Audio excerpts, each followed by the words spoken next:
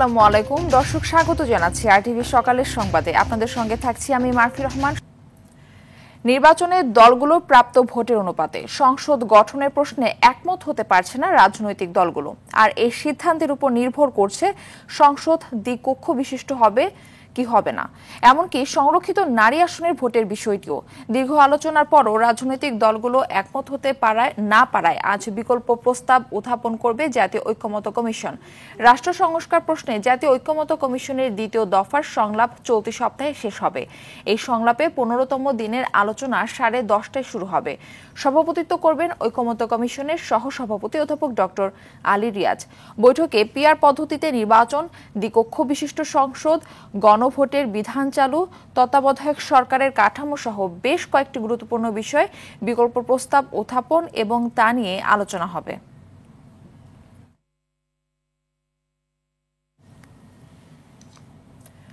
জুলাই গণ অভ্যুত্থানের বর্ষপূর্তি উপলক্ষে সারা দেশে পদযাত্রা করছে জাতীয় নাগরিক পার্টি এনসিপি। এর ধারাবাহিকতায় আজ রাঙামাটিতে পদযাত্রা, গণসংযোগ ও সমাবেশ করবেন এনসিপির কেন্দ্রীয় নেতারা। সকালে চট্টগ্রাম থেকে রওনা দিয়ে বেলা 11:30টার দিকে রাঙামাটিতে পৌঁছানোর কথা রয়েছে তাদের। এরই মধ্যে সব প্রস্তুতি শেষ হয়েছে বলে জানান এনসিপির রাঙামাটি জেলার যুগ্ম সমন্বয়কারী মোহাম্মদ জাহিদুল ইসলাম। এদিকে রাঙামাটির কর্মসূচি শেষে পুনরায় চট্টগ্রাম ফিরবেন তারা। সেখানে পদযাত্রা ও বিকেলে নগরীর বিপ্লব উদ্যানে সমাবেশ করবে এনসিপি। এই কর্মসূচি ঘিরে নিরাপত্তার চাদরে ঢেকে দেয়া হয়েছে গোটা এলাকা। সতর্ক অবস্থানে রয়েছে পুলিশ ও আইন শৃঙ্খলা বাহিনী।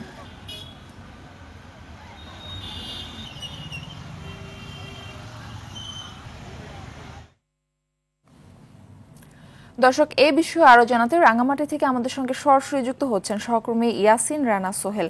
ইয়াসিন, এনসিপির কর্মসূচির বিষয়ে আমাদের বিস্তারিত জানাবেন। আপনি যেমনটি বলছিলেন, আজকে সকালে রাঙ্গামাটিতে এনসিপির জাতীয় নেতৃবৃন্দ আসার কথা রয়েছে। সকাল 11টা নাগাদ তারা রাঙ্গামাটি এসে পৌঁছাবেন। তারা চট্টগ্রাম থেকে রাঙ্গামাটি আসার পথে চট্টগ্রামের রাঙ্গুনিয়া উপজেলায় তারা পথসভা করবেন। সেই পথসভা শেষে তারা রাঙ্গামাটিতে আসবেন। এখানে এই এনসিপির নেতৃবৃন্দ আশাকে কেন্দ্র করে আইনশৃঙ্খলা বাহিনীর পক্ষ থেকে যথেষ্ট ব্যবস্থা, আইনশৃঙ্খলা পরিস্থিতি যাতে অবনতি না ঘটে সেই জন্য যথেষ্ট পরিমাণে আইনশৃঙ্খলা বাহিনী মোতায়েন করা হয়েছে। এদিকে বলে রাখি, গতকাল তারা কক্সবাজারে যে পথসভা করেছিল সেখানে নাসির পাটোয়ারির একটি বক্তব্যকে কেন্দ্র করে রাঙ্গামাটি শহরে গতকাল রাতে কিন্তু ছাত্রদলের পক্ষ থেকে বিক্ষোভ মিছিল এবং সমাবেশ করা হয়েছে। এবং সেই বিক্ষোভ মিছিল এবং সমাবেশ থেকে তারা বলেছে যাতে এই এনসিপির সমাবেশ থেকে যাতে বিএনপি নেতৃবৃন্দকে কোনো ধরনের বিরূপ মন্তব্য তারা না করে, সেই জন্য তারা আহ্বান জানিয়েছেন। এদিকে বলে রাখি, আজকে সকাল 11টায় রাঙ্গামাটিতে এনসিপি নেতৃবৃন্দ পৌঁছানোর পরে রাঙ্গামাটি শহরের শিল্পকলা একাডেমি থেকে তারা পদযাত্রা করে বনরূপাতে আসবেন। বনরূপাতে এসে বনরূপার সিএনজি স্টেশনের মোড়েই তারা পদসভা করবেন। এই পথসভা করে তারা আবার চট্টগ্রামে ফিরে যাবেন বলে এনসিপির নেতৃবৃন্দ জানিয়েছেন। মারফি।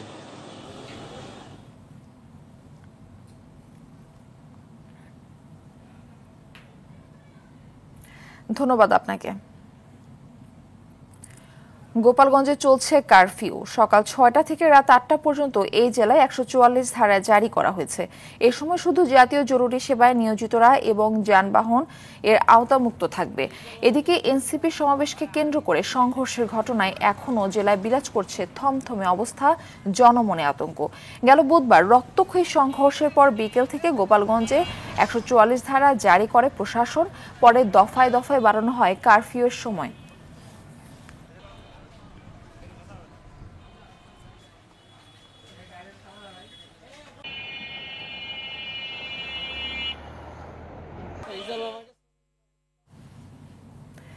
দর্শক, এই বিষয়ে আরো জানাতে গোপালগঞ্জ থেকে আমাদের সঙ্গে যুক্ত হচ্ছেন সহকর্মী আব্দুল্লাহ আল মামুন। মামুন, জনজীবনে কারফিউর প্রভাব কেমন দেখছেন জানাবেন। মারফি, এনসিপির পথসভাকে কেন্দ্র করে গোপালগঞ্জে যে সংঘর্ষের ঘটনা ঘটে, পুলিশ এবং আওয়ামী লীগের যে নেতাকর্মী রয়েছে, তো এরপর থেকে আসলে টানা কারফিউ ঘোষণা করে গোপালগঞ্জের জেলা প্রশাসন। তো আজ সকাল ৬টা থেকে কারফিউ শিথিল হলেও জেলা প্রশাসন 144 ধারা জারি করে। তো 44 ধারা চলছে। তো এর মাঝে সকাল থেকেই লোকজন তাদের প্রয়োজনীয় কাজকর্মে বেরোতে শুরু করেছে। স্কুল কলেজ বন্ধ থাকলেও পরীক্ষার্থীরা পরীক্ষা দিতে এসেছে। দোকানপাট বাজার সবই খোলা রয়েছে। তো এ পর্যন্ত এই যে সংঘর্ষের ঘটনায় গোপালগঞ্জে মোট 3টি থানায় 4টি মামলা হয়েছে। আর এই 4টি মামলা 3000-এরও বেশি আওয়ামী লীগের নেতাকর্মীকে আসামি করা হয়েছে। আর গত 24 ঘন্টায় 119 জনকে গ্রেপ্তার করা হয়েছে। এই নিয়ে গোপালগঞ্জ জেলায় মোট 283 জনকে গ্রেপ্তার করা হয়েছে। আর এ পর্যন্ত গোপালগঞ্জের সার্বিক অবস্থা ভালো রয়েছে, তেমন কোনো অপ্রীতিকর ঘটনা ঘটেনি। তবে মানুষের মাঝে একটা চাপা আতঙ্ক বিরাজ করছে যে আসলে কখন সে মোটামুটি গণগ্রেপ্তারের আওতায় পড়ে যায়। তো এই ছিল মারফি গোপালগঞ্জ থেকে আমার কাছে সর্বশেষ। ধন্যবাদ আপনাকে। রাজধানীর মিরপুর 12 নম্বরে বিকল্প পরিবহনের একটি বাসে আগুন দিয়েছে দুর্বৃত্তরা। শনিবার রাত 8টার দিকে সিরামিক রোডে এই ঘটনা ঘটে, তবে কেউ হতাহত হয়নি। পুলিশ স্থানীয়রা জানায় রাস্তার পাশে দাঁড়িয়ে থাকা বাসটিতে আগুন দিয়ে দুর্বৃত্তরা পালিয়ে যায়। খবর পেয়ে ফায়ার সার্ভিস দ্রুত এসে আগুন নিয়ন্ত্রণে আনে। নাশকতার উদ্দেশ্যে বাসে আগুন দেওয়া হয়েছে বলে প্রাথমিকভাবে জানিয়েছে পল্লবী থানা পুলিশ। এই ঘটনায় জড়িতদের বিরুদ্ধে কঠোর ব্যবস্থা নেওয়ার কথাও জানায় তারা। দিনাজপুর থেকে গাইবান্ধার গোবিন্দগঞ্জ পর্যন্ত 99 কিলোমিটার মহাসড়কের অধিকাংশ জায়গা ঝুঁকিপূর্ণ। বিভিন্ন স্থান উঁচু নিচু হওয়ায় প্রায় ঘটছে ছোট বড় দুর্ঘটনা। নির্মাণের 1 বছর পরেই মহাসড়কের বিভিন্ন স্থানে গর্তের সৃষ্টি হয়। পরে সড়ক বিভাগ থেকে মেরামত করে দেয়া হলেও সড়কটির কাজ নিম্নমানের বলে দাবি পথচারীদের।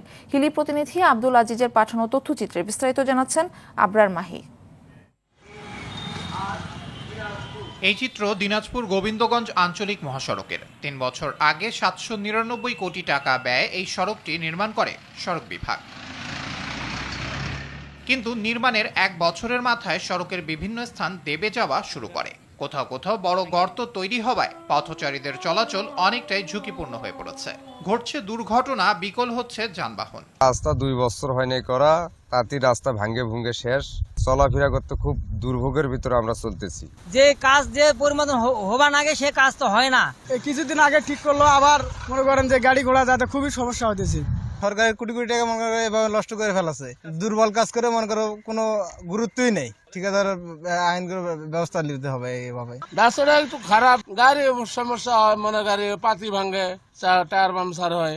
প্রথম পর্যায়ে মহাসড়কটি মেরামত করা হয়েছে এবং বর্ষা শেষ হলে আবার মেরামত করা হবে বলে জানান নির্বাহী প্রকৌশলী মোহাম্মদ আসাদুজ্জামান। বিভিন্ন জায়গায় এর আগে ইতিপূর্বে কিছু রাটিং দেখা দিয়েছিল, সেগুলো আমরা মেরামত করেছি। আমরা সামনে যে যে জায়গাগুলো আমাদের খারাপ পরিলক্ষিত হচ্ছে সেই জায়গাগুলোতে আমরা মেরামত খাওয়াতে আমরা এটা মেরামত করে দেব। শুধু আশ্বাস নয়, দ্রুতই পদক্ষেপ নেবে কর্তৃপক্ষ, এমনটাই প্রত্যাশা ভুক্তভোগীদের। আবরার মাহি, আরটিভি। এদিকে লক্ষ্মীপুরের রামগতিতে ভুলুয়া নদী ভাঙনে হুমকির মুখে পড়েছে বয়ারচর ব্রিজ। এরই মধ্যে ব্রিজের 2 পাশ থেকে সরে গেছে মাটি। এতে রামগতির সাথে নোয়াখালীর যোগাযোগ বিচ্ছিন্ন হবার শঙ্কা তৈরি হয়েছে। এছাড়া হুমকিতে আছে ব্রিজ সংলগ্ন ঐতিহ্যবাহী মৎস্য অবতরণ কেন্দ্রটিও। দ্রুত প্রয়োজনীয় ব্যবস্থা নেওয়ার দাবি স্থানীয়দের। লক্ষ্মীপুর থেকে পলাশ সাহার পাঠানো তথ্যচিত্রে বিস্তারিত জানাচ্ছেন আব্দুল হামিদ। ভুলুয়া নদী ভাঙনে চরম ঝুঁকিতে লক্ষ্মীপুরের রামগতি উপজেলার বয়ারচর ব্রিজ। 2 পাশ থেকে মাটি সরে যাওয়ায় যে কোনো সময় ধসে পড়তে পারে ব্রিজটি। ঝুঁকিতে আছে ব্রিজ সংলগ্ন বাজারটিও। নদীর ডুবোচরের কারণে গতিপথ পরিবর্তন করে এরই মধ্যে বাজারের দোকান, বাড়িঘর সহ একাধিক স্থাপনা বিলীন হয়েছে নদীগর্ভে। নদী খনন, জিওব্যাগ ডাম্পিং ও বাঁধ নির্মাণের মাধ্যমে ভাঙন রোধের দাবি স্থানীয়দের। দুটোটা খাদার কারণে আমাদের গাড়িগুলো যাইতেছে না এবং আমাদের হাজার হাজার লোকজনের কষ্ট হইতেছে। আমাদের এখানে স্থানীয় মসজিদ ছিল, কবরস্থান ছিল, 4-500 কবরস্থান ছিল, সেটাও ভেঙে গেছে। আমরা বারবার আমলের সাথে থাকাকালীন আমরা এখানে মানববন্ধন করছি। এটা অনেক রিস্ক, গাড়ি ঘোড়া চলতে, মানুষ চলাচল করতে অনেক রিস্ক নেই। এই নদীটার মাঝে যে শর্টটা আছে, শর্টটা খনন করে দিই অতি তাড়াতাড়ি যেন এই বাঁধটা যেন একটা বাঁধ হয়ে যায়, যে আমাদের বাজারটা আর ঘাটটা যেন রক্ষা পায়। এ বিষয়ে ব্যবস্থা নেওয়া হচ্ছে বলে জানান উপজেলা নির্বাহী কর্মকর্তা সৈয়দ আমজাদ হোসেন। ব্রিজের পূর্ব পাশের যে অংশটি সেখানে একটি ডুবোচর আছে, ডুবোচরটি যদি অপসারণ করে দেওয়া যায় তাহলে নদীটা ব্রিজের নিচ দিয়ে প্রবাহিত হবে। যদি দক্ষিণ পাশের অ্যাপ্রোচ বরাবর বা সংযোগ সড়ক বরাবর জরুরি প্রতিরক্ষা ব্যবস্থা না নেওয়া হয়, আমরা আশঙ্কা করছি যে সামনে যে বর্ষা মৌসুম এখানে ভাঙনটা আরো তীব্র হবে এবং আমাদের এই ব্রিজটিকে আমরা হয়তো রক্ষা করতে পারবো না। বৃষ্টি দিয়ে প্রতিদিন অন্তত 10,000 মানুষ যাতায়াত করে। সংশ্লিষ্টরা বলছেন বৃষ্টি দ্রুত সংস্কারের উদ্যোগ না নিলে ক্ষতিগ্রস্ত হবে স্থানীয় ব্যবসা বাণিজ্য। আব্দুল হামিদ, RTV। পটুয়াখালীর কুয়াকাটায় ইলিশের যোগান বাড়লেও কমছে না দাম। 1 কেজি ওজনের একটি ইলিশের দাম 2,000 থেকে 2,200 টাকা, আর 500 থেকে 700 গ্রাম ওজনের ইলিশ বিক্রি হচ্ছে 1,200 থেকে 1,500 টাকায়। তবে যোগান আরও কিছু বাড়লে দাম কমতে পারে বলে বলছেন ব্যবসায়ীরা। কুয়াকাটা প্রতিনিধি কাজী সাইদের পাঠানো তথ্যচিত্রে সাকিব আল হাসানের রিপোর্টে আরেকবার দেখুন। 15 এপ্রিল থেকে 11 জুন পর্যন্ত 58 দিন সাগরে মাছ ধরার নিষেধাজ্ঞা কাটিয়ে গভীর সমুদ্রে জাল মেলেন কুয়াকাটার জেলেরা। কিন্তু বৈরী আবহাওয়ার কারণে বারবার ইলিশশূন্য নৌকা নিয়ে ফিরতে হচ্ছিল জেলেদের। তবে 5 জুলাইয়ের পর জালে ধরা পড়ছে আশানুরূপ রূপালী ইলিশ। যোগান বাড়লেও কমেনি ইলিশের দাম। কুয়াকাটা, মহিপুর ও আলিপুর মৎস্য অবতরণ কেন্দ্রে 1 কেজি ওজনের একটি ইলিশ বিক্রি হচ্ছে 2,000 থেকে 2,200 টাকায়। 500 থেকে 700 গ্রাম ওজনের দাম ধরা হচ্ছে 1,200 থেকে 1,500 টাকা। এতে জেলেপল্লীতে স্বস্তি ফিরলেও ইলিশের স্বাদ দিতে পারছেন না উপকূলবাসী। বাজারে যে ঊর্ধ্বগতির কারণে আসলে ইলিশ মাছটার বাজারে দাম চওড়া থাকে। কিছু কিছু ক্ষেত্রে চট্টগ্রাম, পার্বত্য চট্টগ্রাম থেকেও বাইরে এক্সপোর্ট ইম্পোর্ট হয়, যার কারণে ইলিশ মাছটার দাম একটু চড়া থাকে। এত দামে ইলিশ মাছ ক্রয় করা, কিনে খাওয়ার মতো ক্ষমতা আমাদের নেই। জেলেদের প্রয়োজনীয় সামগ্রীর দাম বৃদ্ধি ও চাহিদার তুলনায় সরবরাহ কম থাকায় মাছের দাম বেড়েছে বলছেন ব্যবসায়ীরা। ইলিশ মাছ সংগ্রহ করতে যে সরঞ্জামাদি লাগে, এই সরঞ্জামাদিগুলোর মূল্য বৃদ্ধি পাওয়ার কারণে ইলিশ মাছের মূল্যটা বৃদ্ধি পেয়েছে এবং চাহিদার তুলনায় ইলিশ মাছ আহরণ কম হচ্ছে, এটাও একটা কারণ হিসেবে তারা দেখিয়েছে। জেলেদের স্বস্তির পাশাপাশি ক্রেতাদের নাগালের মধ্যে আসবে ইলিশের দাম, এমন প্রত্যাশা উপকূলবাসীর। সাকিব আল হাসান, RTV।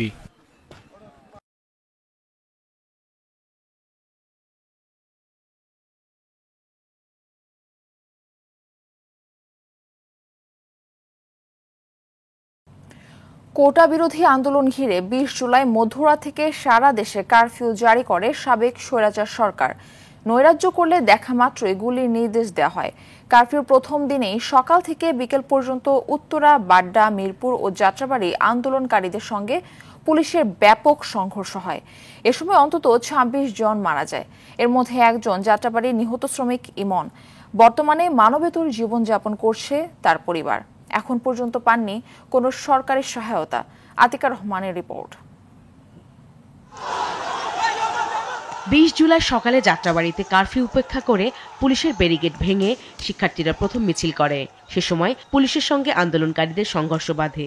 এরপর দুপুরে এবং সন্ধ্যার দিকে দফায় দফায় সংঘর্ষ হয়। শিক্ষার্থীদের সঙ্গে আন্দোলনে যোগ দেয় সাধারণ মানুষ। ছাত্র জনতার উপর নির্বিচারে গুলি করে র্যাব, পুলিশ, বিজিবি ও আওয়ামী লীগের নেতাকর্মীরা।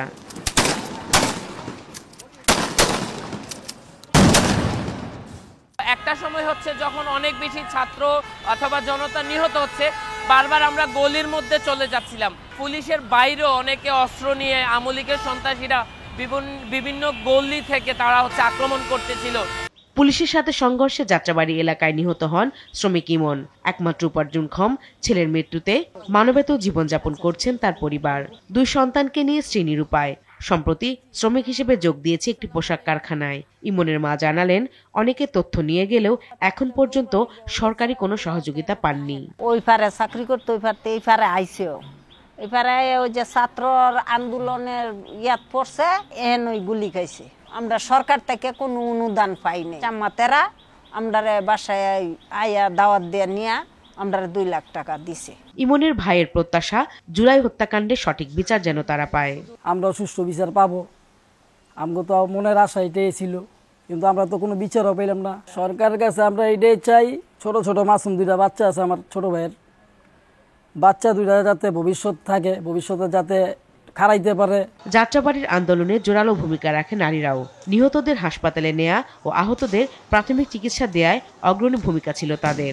আমাদের ভিতরে আল্লাহ মনে হয় আমাদের কাছে রহমত দিয়েছে যে আমাদের মনের ভিতরে এরকম কোনো ভয় ছিল না, এবং ভাইদের পাশাপাশি আমরা দেখা যায় অগ্রসর হচ্ছি। আমাদের যে মৃত্যু হতে পারে, যেই মুহূর্তে মারা যেতে পারি, এটা আমাদের মনে একবারের জন্য মানে আসে নাই। আমাদের চিন্তা এটাই আসে যে আমাদের ভাইরা গুলি খাচ্ছে এবং মারা যাচ্ছে, তাদেরকে আমাদের সহযোগিতা করা প্রয়োজন। সেনা মোতায়েন থাকলেও কারফিউ ভেঙে উত্তরা, বাড্ডা ও মিরপুরের রাজপথে নামে শিক্ষার্থীরা। পুলিশের সঙ্গে সংঘর্ষে রণক্ষেত্রে পরিণত হয় এসব এলাকা। ঢাকায় মারা যায় ২৬ জন। ২০ জুলাই বৈষম্য বিরোধী ছাত্র আন্দোলনের অন্যতম সমন্বয়ক নাহিদ ইসলামকে ধরে নিয়ে যায় আইনশৃঙ্খলা বাহিনী। আতিকা রহমান, RTV, ঢাকা। জুলাই গণ অভ্যুত্থানে ঢাকার বাড্ডায় পুলিশের গুলিতে শহীদ হন পটুয়াখালীর মোহাম্মদ দুলাল সর্দার। একমাত্র উপার্জনক্ষম ব্যক্তিকে হারিয়ে অনিশ্চয়তার দিন কাটছে পরিবারের। ১ বছর পেরিয়ে গেলেও হত্যাকারীদের বিচার নিশ্চিত না হওয়ায় ক্ষুব্ধ স্বজনরা। সরকারের কাছে জুলাই সনদ বাস্তবায়ন সহ দীর্ঘমেয়াদী সহযোগিতা চান তারা। পটুয়াখালী থেকে মুফতি সালাউদ্দিনের তথ্যচিত্র, বিস্তারিত জানাচ্ছেন আব্দুল হামিদ। পটুয়াখালী সদর উপজেলার বদরপুর ইউনিয়নের সুলতান সর্দার ও হালিমা বেগমের একমাত্র সন্তান ছিলেন মোহাম্মদ দুলাল সর্দার। পরিবারের মুখে হাসি ফোটাতে ঢাকায় পাড়ি জমান তিনি। ২০২৪-এর 18 জুলাই মিরুল বাড্ডার ব্রাক বিশ্ববিদ্যালয়ের সামনে আন্দোলন চলাকালে গুলিবিদ্ধ হন দুলাল। হাসপাতালে নেয়ার পথে শহীদ হন তিনি। দুলাল সহ জুলাই আন্দোলনে সব শহীদদের সুষ্ঠু বিচার চান স্বজনরা। আমাদের যারা হারিয়ে গেছে আমরাই কষ্টটা বুঝতেছি, প্রয়োজনে আমরা আবার ডাক দিব এই বিচারের। এই বাংলার মাটি থেকে স্বৈরাচার পতন হয়েছে, এই স্বৈরাচারের বিচারটা আমরা চাই। সরকারের সহযোগিতা করছে, সবাই সহযোগিতা করছে, কম বেশি খোঁজ খবর নিচ্ছে আমাদের। তারপরে এখন আমার এই 4 সন্তান নিয়ে আমার সংসার চালাইতে তো খুবই কষ্টই লাগে। আমার ভাই মারা গেছে, এই 1 বছর হয়েছে। আমার ভাই ঢাকা গাড়ি চালাইতে সাধারণ ছিল, তার বিচার আমরা আনতে পাইনি, তার আমরা বিচার চাই। জুলাই গণ অভ্যুত্থানে নিহত পটুয়াখালীর সব শহীদ পরিবারকে আর্থিক ও অন্যান্য সুবিধা দেওয়া হচ্ছে বলে জানান জেলা প্রশাসক আবু হাসনাত মোহাম্মদ আরিফিন। জুলাই ফাউন্ডেশন থেকে 5 লক্ষ টাকার নগদ অর্থ সহায়তা তাদেরকে দেওয়া হয়েছে। 10 লক্ষ টাকার সঞ্চয়পত্র আমরা তাদের সরকারের পক্ষ থেকে তাদের হাতে পৌঁছে দিয়েছি। 24-এর ছাত্র জনতার গণ অভ্যুত্থানে পটুয়াখালী জেলার 26 জন শহীদ হন। এর মধ্যে শহীদ হিসেবে গ্যাজেটভুক্ত হয়েছেন 24 জন। আব্দুল হামিদ, RTV। বাংলাদেশ পাকিস্তান টি-20 প্রসঙ্গ। ঘরের মাঠে পাকিস্তানের বিপক্ষে কঠিন চ্যালেঞ্জ নিতে প্রস্তুত বাংলাদেশ। লঙ্কানদের বিপক্ষে টি-20 সিরিজ জয়ের পর দল অনুপ্রেরণা পেলেও সেই অর্জনকে অতীত বলছেন টাইগারদের টি-20 ক্যাপ্টেন লিটন দাস। নতুন প্রতিপক্ষ পাকিস্তানের বিপক্ষে নতুন কৌশলে ঘরের মাঠে নামবে টাইগাররা। এদিকে বাংলাদেশকে কঠিন প্রতিপক্ষ মানছেন পাকিস্তান অধিনায়ক। মিরপুরের শেরে বাংলা জাতীয় ক্রিকেট স্টেডিয়ামে আজ ম্যাচ শুরু সন্ধ্যা 6টায়। বিস্তারিত থাকছে মাহফুজুল ইসলামের রিপোর্টে। দিন কয়েক আগে লঙ্কা থেকে টি-20 সিরিজ জয়ের মধুর স্মৃতি নিয়ে ঘরে ফেরা লিটনের দল এবার পাকিস্তানের বিপক্ষে কঠিন চ্যালেঞ্জ নিতে প্রস্তুত। ফ্র্যাঞ্চাইজি লিগের কল্যাণে দুদলই জানে প্রতিপক্ষের দুর্বলতা আর শক্তিমত্তা। তবে মানসিকভাবে এগিয়ে থাকা বাংলাদেশের সবচেয়ে বড় অনুপ্রেরণা লঙ্কায় শর্টার ফরম্যাটের পারফরমেন্স। সে প্রসঙ্গ আসতেই টাইগার অধিনায়ক লিটন বললেন, সে যাত্রা এখন অতীত। প্রত্যেকটা প্লেয়ারের ভিতরেই কনফিডেন্স, সে গ্রো আপ করেছে, but at the same time different condition, different team, different ball and bat game. So যে কোনো টিমকে বিট করার মতো মেন্টালিটি আমাদের আছে এবং আমরা সেই চেষ্টাই করব। বাট পার্টিকুলার ওই দিনটাতে আপনাকে ভালো ক্রিকেট খেলতে হবে, তার মানে এই না যে হোম কন্ডিশন বলে যে আমরাই বেটার ক্রিকেট খেলবো, তা না। আগেও বলেছি পাকিস্তান গুড সাইড এবং তারা ম্যাক্সিমাম প্লেয়ারই BPL-এ খেলে থাকে, সো তারাও সেই কন্ডিশনটা সম্বন্ধে জানে। এদিকে ঘরের মাটিতে বাংলাদেশ ভয়ঙ্কর দল বলে মন্তব্য পাক অধিনায়ক সালমান আগার। সেসব ছাপিয়ে সিরিজ জয়ের লক্ষ্য পাক অধিনায়কের। বাংলাদেশ ঘরের মাঠে দারুণ শক্তিশালী ও ভয়ঙ্কর দল বাংলাদেশ। তবে ফ্র্যাঞ্চাইজি টুর্নামেন্টের খেলার কল্যাণে আমরা তাদের শক্তিমত্তা সম্পর্কে জানি, আর এই মাঠে আমাদের অনেক ক্রিকেটারের খেলার অভিজ্ঞতা আছে। সেসব বিবেচনায় ভালো ক্রিকেট খেলে সিরিজ জয় করতে চাই। দু দলই একাদশ সম্পর্কে কোনো ধারণা দেয়নি, তবে উইকেট দেখে একাদশ নির্বাচনের কথা জানিয়েছেন দু দলের অধিনায়ক। মাহফুজুল ইসলাম, RTV, ঢাকা। এবার নিচ্ছি হাইসেন্স সংবাদ বিরতি, ফিরে এসে আরো যা থাকছে।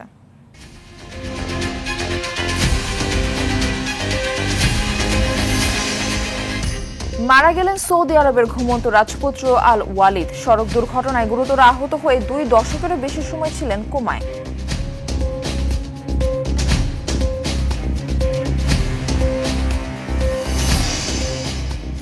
এবং সাফ নারী চ্যাম্পিয়নশিপে আজ বিরতি। কাল শিরোপা নির্ধারণী ম্যাচে নেপালের বিপক্ষে মাঠে নামবে বাংলাদেশ।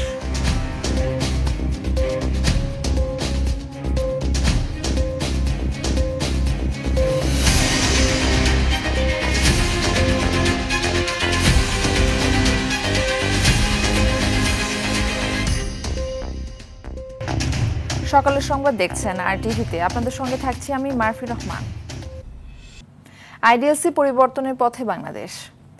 ঈদুল আজহার আগে থেকেই টানা 6 সপ্তাহ ধরে দেশের শেয়ার বাজারে ঊর্ধ্বমুখী প্রবণতা অব্যাহত রয়েছে।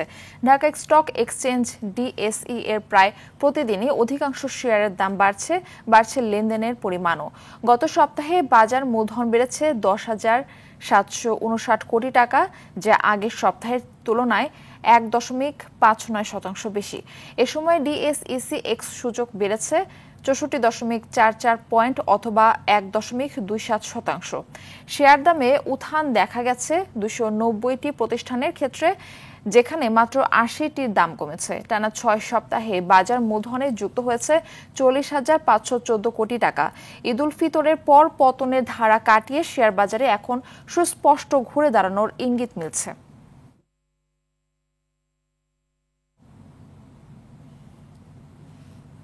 আন্তর্জাতিক প্রসঙ্গ। ঝোড়ো আবহাওয়ায় ভিয়েতনামে পর্যটকবাহী নৌকা উল্টে নিহত হয়েছে অন্তত 38 পর্যটক। স্থানীয় সময় শনিবার দুপুরের দিকে জনপ্রিয় পর্যটন এলাকা হা লং বেতে 53 আরোহী নিয়ে নৌকাটি উল্টে যায়। সে সময় উপসাগরীয় এলাকাটিতে ভারী বৃষ্টিপাতের সঙ্গে ঝোড়ো বাতাস বইছিল। এক বিবৃতিতে ভিয়েতনাম সরকার জানায়, উদ্ধারকারী দল 11 জনকে জীবিত উদ্ধার করেছে। এখনও অনেকে নিখোঁজ রয়েছে। নিখোঁজদের সন্ধানে তল্লাশি অব্যাহত রেখেছে উদ্ধারকারী দল। হ্যানয় থেকে প্রায় 200 কিলোমিটার দূরে হা লং উপসাগরে প্রতি বছর লাখ লাখ পর্যটক ভিড় করেন। দ্বীপের নীল সবুজ জলরাশি আর গভীর বনাঞ্চলে চুনা পাথরের দ্বীপপুঞ্জ দেখতে পান পর্যটক। গাজায় ইসরায়েলি বর্বরতা চলছে। গাজায় ইসরায়েলের মানবিক সহায়তা বন্ধ ও অবরোধের মধ্যে উপত্যকাটিতে অনাহারে এক শিশু মৃত্যু হয়েছে। 35 দিন বয়সী শিশুটির মৃত্যু হয় গাজা সিটির আল শিফা হাসপাতালে। রাফায় ত্রাণ কেন্দ্রে খাবারের আশায় ভিড় করা মানুষের উপর নির্বিচারে গুলি করছে IDF। এতে নিহত হন অন্তত 38 জন। এ নিয়ে শনিবার একদিনে ইসরায়েলের হামলায় গাজা উপত্যকায় নিহত হয়েছে 116 ফিলিস্তিনি। এদিকে জিম্মিদের ফিরিয়ে আনা ও গাজায় যুদ্ধবিরতির দাবিতে তেল আবিবে বিক্ষোভ করেছে সাধারণ ইসরায়েলিরা। এদিন তেল আবিবে অবস্থিত যুক্তরাষ্ট্রের দূতাবাসের সামনেও বিক্ষোভ সমাবেশ করে তারা। আবারও খেলার প্রসঙ্গ। সাফ নারী চ্যাম্পিয়নশিপে আজ বিরতি। সোমবার শিরোপা নির্ধারণী ম্যাচে নেপালের বিপক্ষে মাঠে নামবে বাংলাদেশ। বসুন্ধরা কিংস অ্যারেনায় ম্যাচ শুরু সন্ধ্যা 7টায়। শনিবার নিজেদের পঞ্চম ম্যাচে শ্রীলঙ্কাকে 5-0 গোলে হারিয়ে পূর্ণ 15 পয়েন্ট নিয়ে টেবিলের শীর্ষে আছে বাংলাদেশ। একই দিনে ভুটানকে 8-0 গোলে হারিয়ে শিরোপার রেসে টিকে আছে নেপাল। তাদের থেকে 3 পয়েন্ট বেশি পাওয়া বাংলাদেশ এই ম্যাচে ড্র করলেই শিরোপা নিশ্চিত করবে। অন্যদিকে নেপাল চাইবে এই ম্যাচ বড় ব্যবধানে জিতে গোল ব্যবধানে এগিয়ে থেকে শিরোপা নিশ্চিত করতে। সকালের সংবাদ এই পর্যন্তই। মধ্যাহ্নের সংবাদ দুপুর 12টায় দেখার আমন্ত্রণ রইল। ধন্যবাদ সবাইকে।